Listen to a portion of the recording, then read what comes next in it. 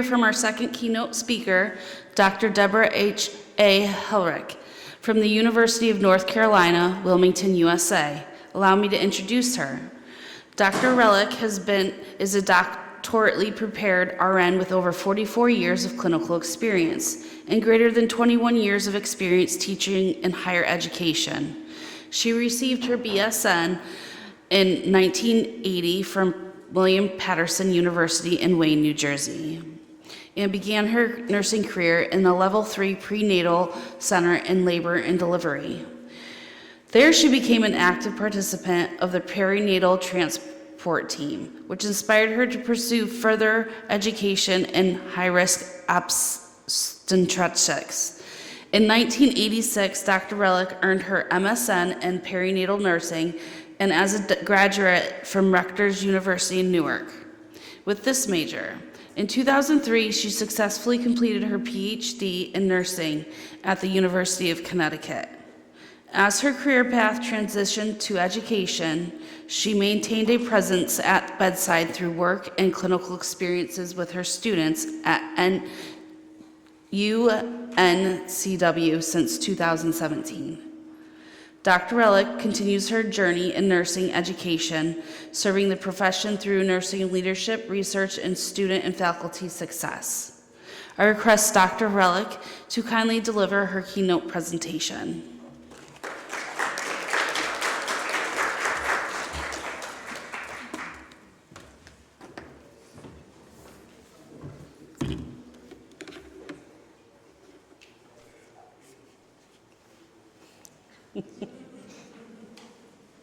Okay, where is it?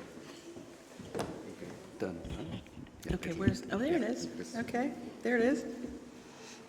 Okay, today we're going to explore nursing academia. We're going to talk about nursing faculty and a lot of the stresses that nursing faculty go through and some of the ways that they get through it, and also some advice that they have for new faculty and how to retain nursing faculty. So we're going to start with this. Basically, let me start by asking, how many of you in this audience are nursing faculty? Okay, we have a couple. If you're not a nursing faculty, this still is going to be a very relevant topic for you because many of you are caregivers, many of you are nursing students who will eventually be caregivers out in the nursing field. If you're not, you remember the COVID pandemic.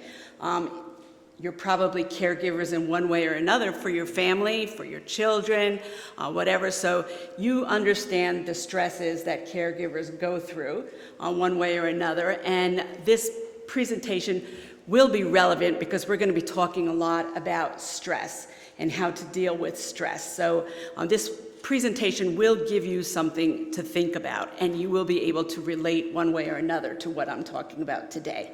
So hopefully you will find some relevance in this presentation. So let's go for a little bit about the background, okay? We all know about the shortage of nurses, okay? That's been a national and global problem for a long time coming. I graduated with my RN and my BSN in 1980. I was an LPN prior to that for 2 years, and the shortage of nurses was going on back at that time. So that was a long time ago. Okay, so this has been a long time coming.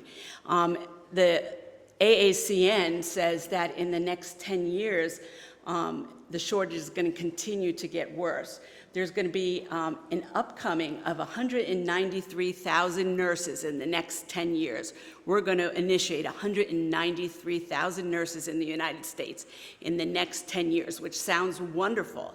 And there's going to be 205,000 nursing openings in the next 10 years. So already we're still at a shortage, okay?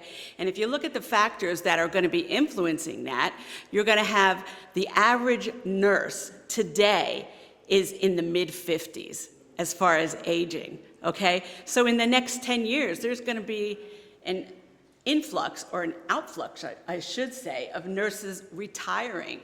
So we're at a loss, we're already at a loss, okay? Look at myself. I'll be retiring in the next 10 years. I can tell you that for sure, okay? So there's going to be a lot of nurses retiring, okay? And I'm not working full-time at the bedside now. Nursing is not an easy job. It's hard on the body, okay? The shoulders, the back, the hips, the knees, the feet, okay? Nursing is a hard job to work continually. And at 55, never mind 65, nursing is not an easy job, okay? People are getting sicker. People in the hospital are much more acute than they were 10 years ago, 20 years ago. Even in home care, public health, people are sicker. They're staying home longer, but they're sicker. It's a much more difficult population to deal with as a nurse, okay? So those things are all affecting caregiver stress, okay? And educators, there's not only a shortage of nurses, but there's a shortage of nursing educators. People are not going for their advanced degrees, and you need advanced degrees to be a nursing educator, all right? And why is that? Well, number one, everybody thinks, well, you know, nursing education, that's a nice retirement job. Okay, well, let me tell you something. I work harder as a nursing educator than I worked at the bedside. I have my laptop on my lap almost 24 hours a day. Okay, so I don't work 9 to 5. I work 9 to 10. Okay, I've got that, I'm working constantly. So the hours are not good. That's number one. Okay, my students have my cell phone number. They access me 7 days a week. Okay, because nurses work all different shifts. I teach mostly in the RN to BSN program. They work all different shifts. They're doing their assignments at all different hours. So I need to be available to my students when they need me to be available to them. So that goes with that's a disadvantage of the job, okay?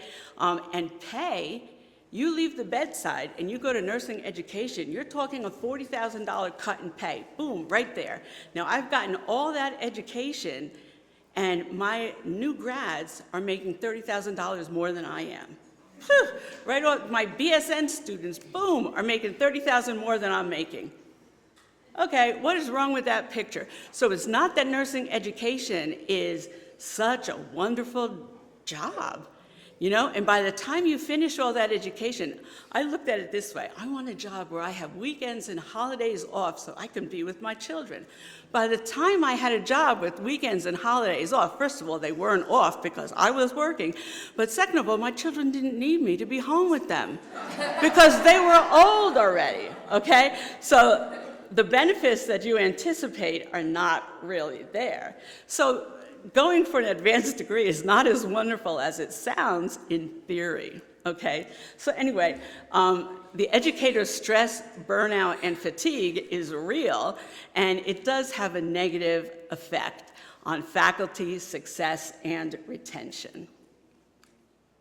Okay, so the purpose of this research is to increase the understanding of the lived experience of nurse educators and to identify some tangible strategies that we can put into effect to help educators thrive in the nursing education environment. Excuse me. Okay. Okay, so what method did we use for this research? And I say we because I did do this with a colleague who is not here. Okay, so we used an online, open-ended, cross-sectional, and content analysis. That's a mouthful, okay? So it consisted of 25 questions. It was a survey, 25 questions, and it included 5 open-ended responses. We had 113 nurse educators, and they were queried about insights on compassion, fatigue, self-compassion, and pedagogical approaches. And so for those nursing students who don't know what that means, it's really just teaching methods, how you teach, how you get your point across in the classroom, okay? And we use a snowball sampling for our method. And what is snowball sampling? Basically, we gave the survey to faculty in our university, and they passed it on by email. They passed on the link to their friends in other universities, who passed it on to people, nursing faculty who were on committees that they were on, who passed it on to friends of theirs who were nursing faculty. The only criteria was you had to be an active nursing faculty member, and that was the criteria for this study. Okay, so it kind of went around. We really had people all along in different parts of the country answered this question. We didn't have a lot of nurses participate, but they were nursing educators, and they were from all different areas, which was very interesting. And we did a content analysis on our responses. So that was our starting point. We did the analysis on the responses, and then we had 2 different researchers, myself and my colleague, and we analyzed the responses as well, individually. So our first question, we took all of the questions out of the 25, and we took what we thought we got the most rich responses from 3 main questions, and those really were our focused questions. And what we did was we asked the educators these 3 main questions. And what I'm going to do is I'm going to go over those questions with you, tell you how the nurse educators responded to those questions, and then I'm going to ask you those questions and have you respond and see how you compare with your answers to, towards this stress, and see if you guys can respond the same way they do, or if you have different responses and how unique you really are.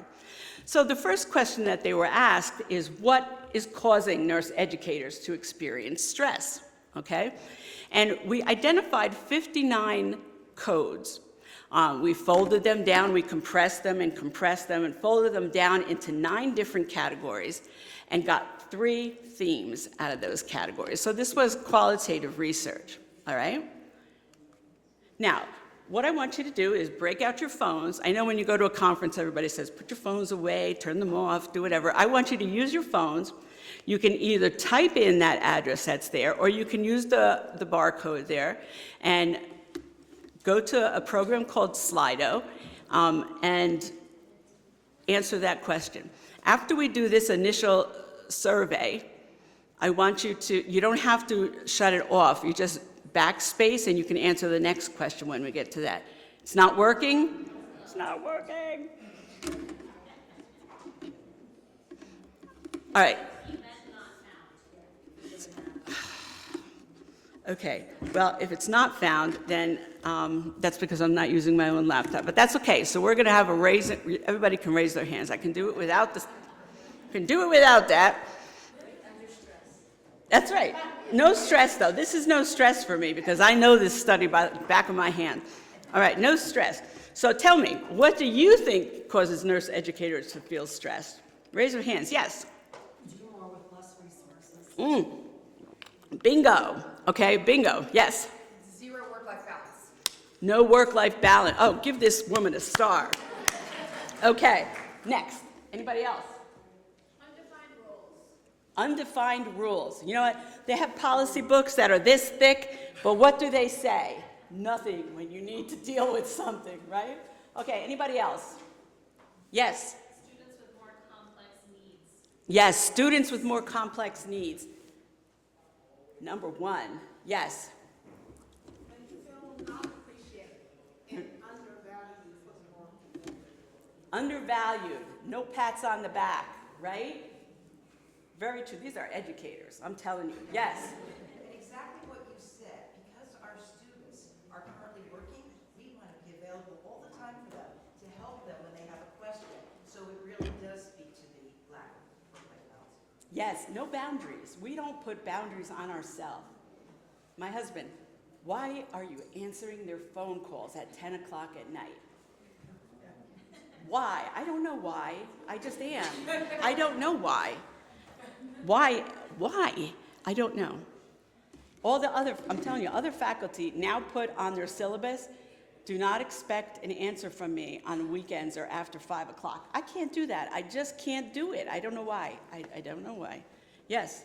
So I also feel like education pushes you into this role where nurse advocacy seems to disappear. I want to advocate for my students, but policies tie my hands, high stakes testing puts me in this impossible position where no one can succeed. Yes. My choices are limited, their choices are limited, and all the wiggle room in the world means that they won't be safe for future patients, but also I can't prepare them enough. It's a no-win situation, right? And you can't prepare them for everything. Nurses were made to be fixers of problems. And you know something, you can't fix everything, and you can't anticipate everything. And that's a hard pill to swallow. It really is. It's a hard pill to swallow. What else? Yes? Administrative expectations of educators that don't align with the reality of raising a generation of nurses that has changed since the last generation. Yes. Exactly. And what about administrators or departments that don't understand nursing? Okay, they just don't understand it. We had a presentation by the Office of Disabilities just the other day, and they said, well, you have to allow for reasonable disabilities. Okay, so I asked the question, well, who decides what is reasonable per department? And they said they do. I said, okay, well, time and a half is reasonable. Okay, for everything, yes. For clinical, yes. For everything in clinical, yes. What about, I don't know, what about CPR? Yes. So if somebody's dying, you have to give them time and a half to perform CPR for everything. No, that's not reasonable. You know, excuse me, I can't do CPR, 60 beats per minute or whatever. I need 120 beats per minute. No, that you can't. What is reasonable? And does that go per task? No, what is reasonable? If they need time and a half, you have to give them time and a half. No, that doesn't work. And no, that's it. You have to do ADA requirements, whatever. It doesn't matter per department. I'm sorry, that doesn't work. In nursing, there are some things that you can't be. What is reasonable? Let's talk about it. No, there's no talking. What else? Yes? I do this because I love to. And I think that we all do. how do you keep your peers uplifted? Bringing you down. And That's that's where I struggle. It's like, it's hard for all of us. Nobody has like a bucket of fire. We've had like major cutbacks at our university and we're all taking on. And I think just to answer that is we have to give each other that pat on the back that nobody else is giving us. Good job. That was great. I really enjoyed what you've done. I just taught your class, and I thought it's wonderful what you've done with that class. That kind of thing. We have to give each other that pat on the back that nobody else is giving us. And I think that that is something that's truly missing in nursing education, at least. I know we had our director came in and talked to us at the beginning of the semester, not our director, our dean. And he's like, oh, well, I want to thank you all for doing such a wonderful job last semester. This is a new beginning, new semester. And I just want you to know we're going to have to do it again with a lot less. Boy, that was inspiring, wasn't it? So, that is not the kind of thing that we need to hear, So, anyway, well, you guys were right on the target. Does anybody else have anything else to add? Yeah. Well, I think it goes along with this and with what everybody has said, but in other workplaces, but I would assume especially in nursing, moral distress. You know what the patient needs and wants, but you lack time, resources, money, funding, all of this. So it's like you're compassionate, but you need the backup. Yes, and that's, we're going to get to that, and that's like compassionate fatigue, compassionate burnout, and that's, what you need, and you want to give it, but you just don't have the ability to do it.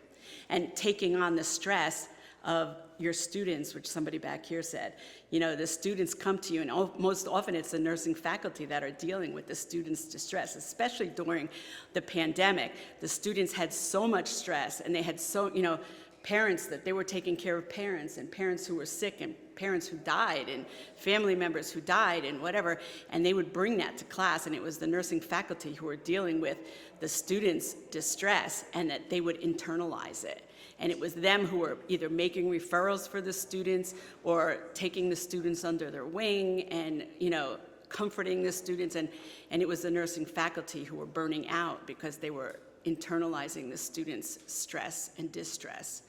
Yes? I think one of the other things that's extremely stressful as an educator is the shift in paradigm of how we educate. You go to clinicals and you're not allowed to touch a patient. You're just allowed to watch. And that's really difficult for educators to try and teach skills when you're not allowed to perform them. And it's not the same on a mannequin. I mean, Sims Labs are great, but it's not the same as a mannequin. And online is not the same as in a classroom. Right, and especially during the pandemic when people had to switch from in-person classes to online classes. For faculty, that was very difficult. For the younger students, perhaps it was an easier switch because they're a lot more computer savvy. But I know for faculty, that was a big deal. And for adult learners in the RN to BSN program, that was a major switch. Okay, let's move on. This is what the nurse educators actually responded to that question. Students, number one, okay? Faculty stress, leadership, work, change, colleagues, trying to keep your colleagues up when everybody else was down. Clinicals, again, not being able to do what you wanted to do. Expectations, I think there's things in there about, let me see, I can't see that far. Okay. Teaching, change, lack of support, classes were not the same, everything was difficult, family, everybody depended on you, anxiety, no time for anything, no boundaries, all the same kind of things that you said, except you said it more eloquently because you weren't saying it in one word. You were saying it in sentences. But I think you all felt the same way. And what's really interesting is that those things are still the same today.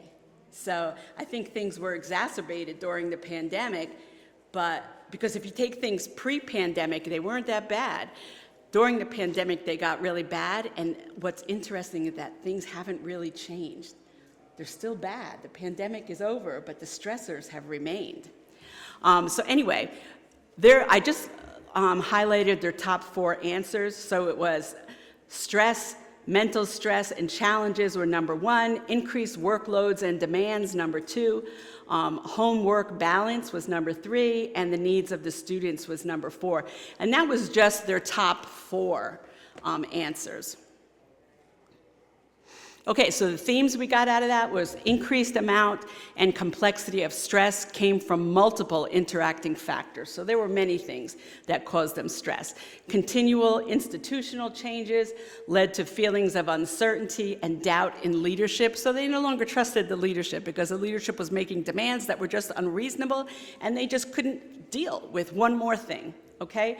And empathy and compassion were needed, and they were often very taxing. So we had to give students extensions on almost every assignment. We were trying to meet everybody's needs, and it was really taxing on the faculty. Okay, the second question, how has the pandemic changed the way that you teach, supervise, advise, and or mentor your students? Again, we had 39 codes, folded them into 8 categories, 2 themes emerged. Since you can't do this, we're going to ask you the question, how do you think it changed the way that they teach, supervised, advised, or mentored students? And again, don't necessarily answer for the pandemic, but answer for how do you think stress would change the way that they taught or the way that you would teach? If you're under tremendous stress, how do you think it would affect the way that you dealt with others? Supervised, advised, mentored. What effects do you think extreme stress would have on that? Anybody? Yeah. I mean, at the time, the pandemic, I had a new grad residency program that basically got axed and teachers threw the kids in, and I agree with the way that they handled it. So you either join it or you don't, right? Anybody else? Yeah. I think there's a lot of pressure on us not to show our stress because it transfers to the students. So we always have to have that man face calm, even though it's So you internalize. You put on the game face and then internalize all that stress. And that is hard to do, okay? And what do you think? That affects everything. That affects your home life. That affects, I can remember being so stressed at work, but putting on that game face and then going home, and my husband would say, "How was your day?" And I'd be like, "Shut up. Just leave me alone. You need to decompress somehow. You just can't deal with anything." Anybody else? Yeah.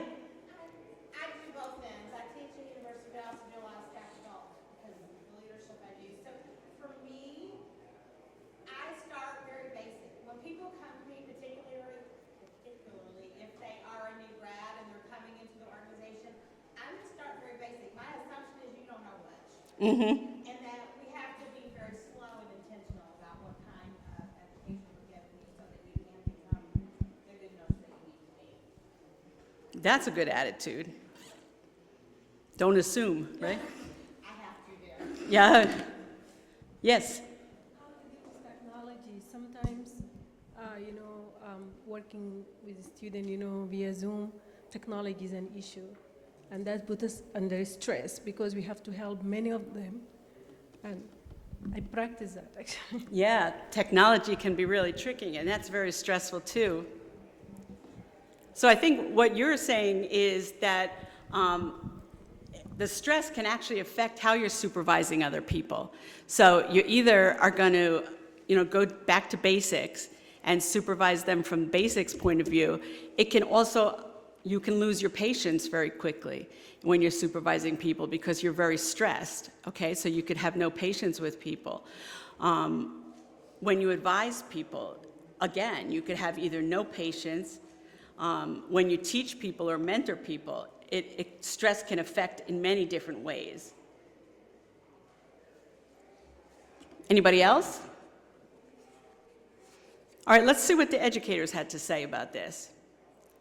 Okay, again, students were like the number one stressor, okay, and it was the number one concern. Okay, how were they going to meet with the students? When were they going to meet with the students? How were they going to deal with the students? Students were the number one concern when it came to, obviously, mentoring, teaching, supervising. They always had students on their mind. And the students' concerns, because the students are overwhelming sometimes. The students were so consuming. Everything was about the students, especially at that time, okay? And honestly, even now, everything is about the students, okay? And online, teaching online, that was a big concern also. And everything was virtual. You had to meet with the students by Zoom, and that was a new concept for a lot of the students at that time. And still now, we meet with the students on Zoom most of this time. The students don't want to come to office hours or anything like that. They want to meet with you by Zoom. So you had to be empathetic with whatever was going on with the students. And in meeting with them and teaching with them, you had to be flexible because they were either working all the time. We had students that were called in for extra shifts all the time, students that were like locked in to hospitals because of the pandemic. They were locked in, they weren't allowed to go home, so they were locked in for like days at a time, and couldn't go home. They didn't know what was going on at home in their house. They didn't know, what was going on in their classes. They didn't know anything. They were locked in the hospital for 4 days, because of the pandemic and that kind of thing. So it was very, very stressful. So, okay, so the virtual environments, that was their biggest cause of stress at that time and the biggest influence on how they interacted with students. Their increased need for empathy, that impacted everything. They had to be empathetic with everyone. So good thing nurses are empathetic by nature because that really taxed everything that they did. And they needed to be extremely flexible. So that was a big thing. And one other thing was increased extensions for everything. So much for your syllabus that says this has to be done by this date, this has to be done by that date. Everything got extensions. And we were giving people extensions on the end of the class. So a class that was supposed to end, say, I don't know, I'm going to say May 5th, you could still be grading papers for that in July. I mean, so classes just never seemed to end. Everybody got an extension for everything. So your life as an educator went to hell. I mean, you were just grading classes forever and entering late grades, and you had to keep track of everybody. This person ends their class in June, the other person in their class would end it in July. So you were keeping track of everybody's grades and extensions, and it was a nightmare.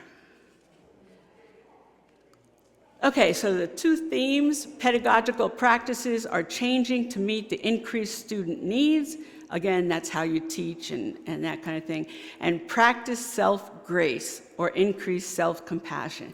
So we had to learn as a group to practice self-grace. We had to give ourselves some leeway.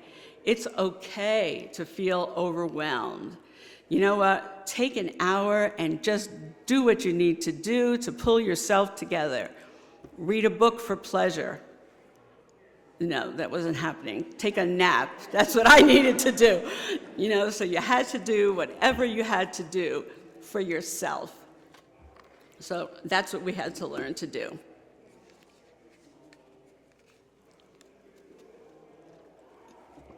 And this was the best question. What advice would nursing faculty give to new faculty regarding self-care, stress, and self-compassion?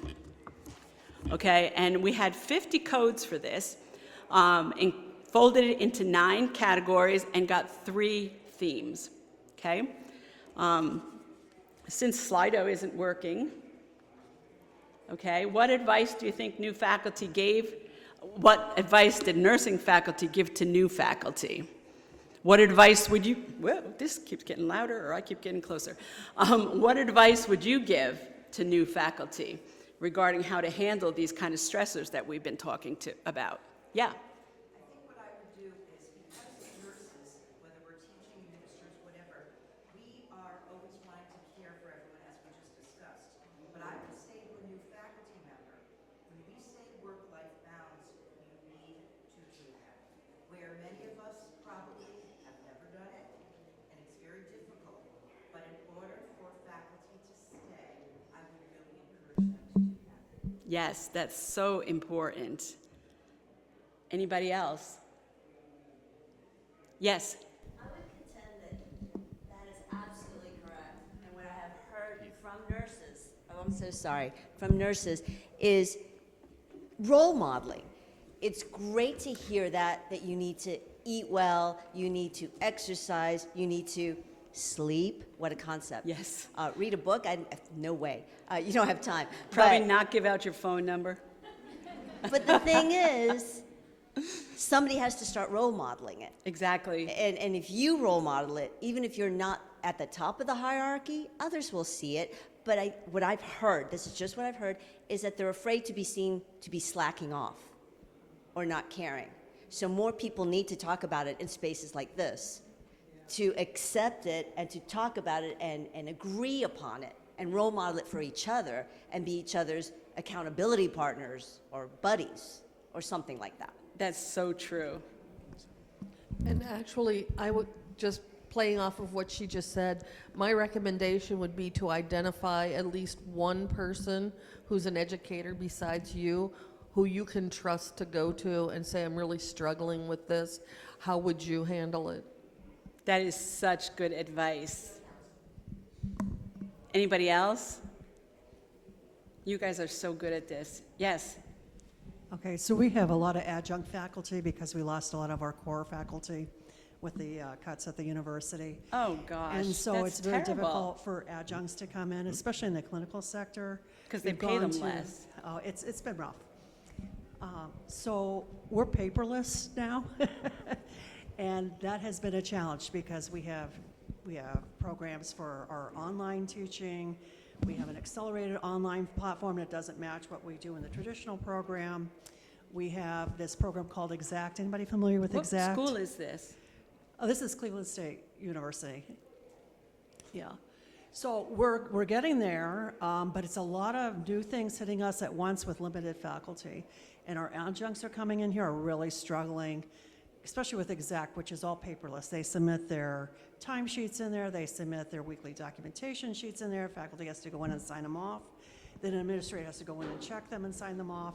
I happen to be one of those administrators, and I have the traditional program. So you can imagine, I mean, if you're talking about 80 students in just one semester and going into different programs to sign this paper. So what I'm telling the adjunct faculty is to really chunk your time. You know, your contract says you have to commit to this much time. There is some downtime in between there, but set aside a day where you're going to just work on nothing but getting your paperwork done. Just chunk it, stick to it. You may not be one of those people that can do that. I assure you, you'll learn to do it and you'll feel better about it. You'll get accomplished, have that sense of accomplishment. If you don't do that, you're going to be in this overwhelming, constipated, unable to move, you know, stuck in the mud kind of feel, and things pile up, and that's when we lose some really good people. So Yeah. that you have to be super organized, and we're getting there. We redesigned our whole curriculum.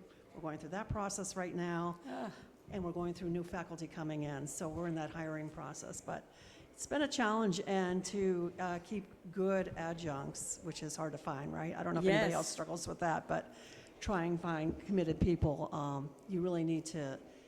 I get the phone calls every night, and some of them are not always the students. Right. So I get a lot of calls from instructors, and yeah, I take the time and I go through it. And a lot of it's repetition, you know, and you have to like, okay, it's okay. I have the time, I'll go through this with you, but yeah. And my goal is like the future will get better, right? Right? I hope. Anybody else?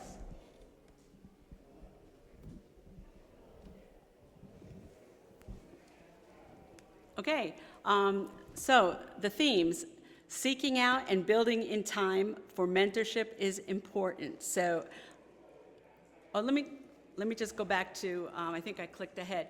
Their advice was time management, so you need to have time management.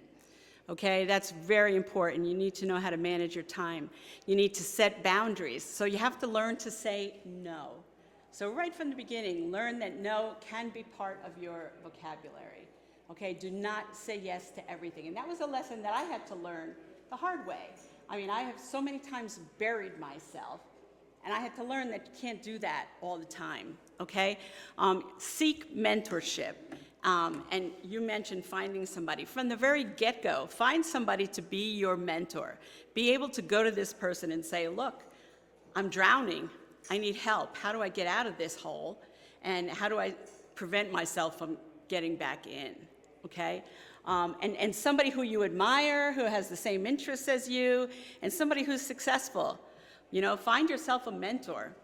And self-care, self-compassion. Don't forget to take the time for yourself and say, look, you know, half hour a day, an hour a day, I need to have time for myself.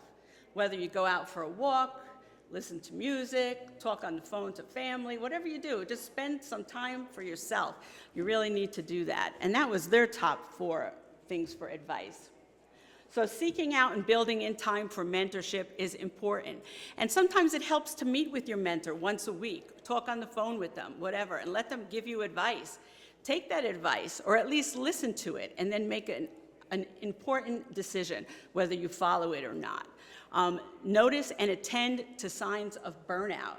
So know what the signs of burnout are, and know if you're going down that path, all right? And limit your schedule and your commitments. Again, learn how to say no. And it doesn't only have to be in nursing. I mean, you need to learn how to say no in your life. I mean, I have 3 children. When they were little, I was working like a nut, involved in teaching and working at the bedside and going to school for my doctorate and all those things. And then when it came time to, you know, a class party and who was going to bake cupcakes and who was going to do all that, no. I mean, and I didn't learn to say no. I used to volunteer because I thought, what are everybody else going to think about me? Because I never do anything like this. And I had a good friend who used to say no for me. But everybody in the class is doing all this stuff, and she said, Debbie can't do it. If you need her to do something, she'll buy paper plates or something like that. Like she would never let me volunteer for anything. She always used to be the class mother, but she never worked. And she said, no, I already signed you up for no. Like, she just would never let me do anything. She was such a blessing. Okay, compassion fatigue. And somebody defined this before, and this is a great definition, and somebody said this almost word for word. The definition has evolved to an extreme state of tension and preoccupation where the emotional pain and or physical distress of those being helped creates a secondary traumatic stress for the caretaker or the caregiver. And somebody almost defined that before. So you have the secondary traumatic stress, say, of your student, and the cumulative burnout and physical mental exhaustion of your educator. And you put them together, and that's a depleted ability to cope with one's everyday environment. So why is this an important study? Okay, what are the conclusions? Well, first of all, who knows best about this information? Only the people who are going through it or who went through it. So we went to the educators themselves and said, what's the story? So we went to the people who experienced this, okay? And this information, understanding the experiences of nursing faculty, will help institutions identify the needs of nursing faculty. And in doing so, they can recruit and retain qualified nursing faculty in colleges and universities. It will help them identify which faculty currently experiencing highlighted levels of stress in the workplace, and it will help increase retention of those faculty. It also highlights the insights aligned with faculty's need for compassion, concerns, and compassion fatigue, and calls for enhanced self-compassion. So if we can educate the educators about the need to take care of themselves, that's most important. And if you think about it, when you're in an airplane and the stewardess comes up and she starts explaining to you about the oxygen, and she says, you know what, the oxygen comes down. If you have a child next to you, you need to put your oxygen mask on first and then help them. It's the same thing. You can't help your students or help other faculty unless you help yourself first. You have to care for yourself first. Same thing with that oxygen mask. You got to put your oxygen mask on first before you can help someone else. And it's the same thing. You have to do the self-compassion first before you can be compassionate to others. And nurses need to know that. They need to take care of themselves. So we have to assist educators, administrators, campus stakeholders, and even clinical placements to use this information to better support nursing faculty and to enact change. Here are my references. You have them in the slides. I think that you can download the slides. There's a lot of information out there on burnout and self-compassion. And does anybody have any questions or comments? Yes? Do your students still have your cell phone number? They do. But I have to tell you, I do have to tell you though, they are very considerate. They very rarely call me in the evening, and if they do, they'll usually text me. And so I'll look at it. If it's not important, then I'll wait till the next day to respond. But they're usually very considerate. And are any of your kids getting into nursing? No, but I do have a radiologist, a lawyer, and a computer engineer. So, thank you.